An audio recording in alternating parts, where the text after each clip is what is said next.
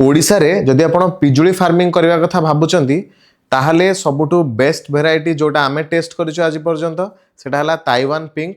आउ गोटे successful variety हला थाई 7 सबुठु अधिका जदि आपण को वेराइटी यील्ड प्रोडक्शन किमा यील्ड दउची ताले सेटा होची ताइवान पिंक रे आपण बहुत भलो प्रोडक्शन पाई परिवे आउ जेहेतु पिंक फल तो मीठा लागे समस्ते को बहुत भल लागे अट्रैक्टिव लागे से फल खाइबा पई आउ गोटे इंपोर्टेंट जिंस हला जदि आपण कमर्शियली पिजुली फार्मिंग करिया चाहूँगी आउ लार्ज स्केल पिजुली फार्मिंग करिया चाहूँगी सबुठु बेस्ट टाइम गछ लगेबार कोटा सेटा समस्ते पचारती सबुठु बेस्ट टाइम होउची आपणकर मनसून पूर्वर बा जोटा आपणकर